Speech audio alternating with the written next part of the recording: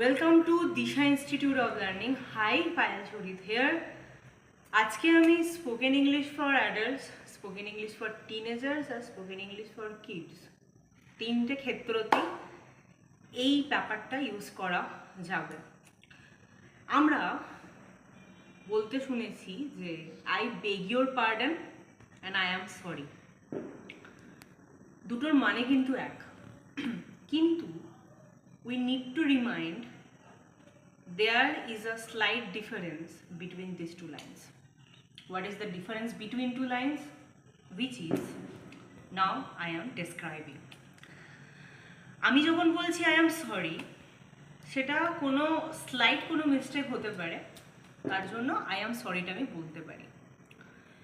কিন্তু আমি যখন খুব বড় ধরনের একটা কোনো গন্ডগোল করেছি, সেখানে আই বেগ ইউর পার্ডন কথাটার মধ্যেই বেগ আসছে, আর বেগ মানে ভিক্ষা প্রার্থনা করা। তখন আই বেগ ইউর পার্ডন এই শব্দটাকে কি করতে হবে, ইউজ করতে হবে। সব জায়গাতে আই বেগ ইউর পার্ডন বলা যায় না। এখানে আমরা অনেক জায়গায় শুনেছি যে সরির বদলে এইগুলো ইউজ করতে হবে। কোথায় কোনটা ইউজ করতে হবে সেটা বুঝতে হবে।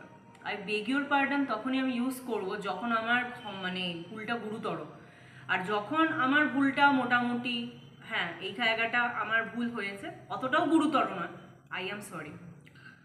আর একটা কথা, সব জায়গায় সব কিন্তু ইউজ করা যায় না, সিচুয়েশন বেসিসে পুরোটাই কিন্তু কথা বলতে হয়।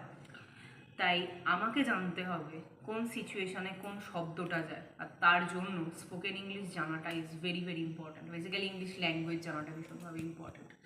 এরকম প্রচুর ট্রিক্স আমি শেয়ার করি এই ক্লাসগুলোতে, স্পোকেন ইংলিশ ফর অ্যাডাল্টসে, online and offline. Spoken English for teenagers offline, এটাও খুব শিগগিরই 2026 জানুয়ারি থেকে অনলাইনে আসবে। স্পোকেন ইংলিশ ফর কিডস এটা পুরোটাই স্ট্রিক্টলি অফলাইন, ভর্তি চলছে। If you want to know more about these courses, then let me know, and my number is 8420892111. We have YouTube channel, Facebook page and Instagram page as well, and I will mention on the caption. Thank you.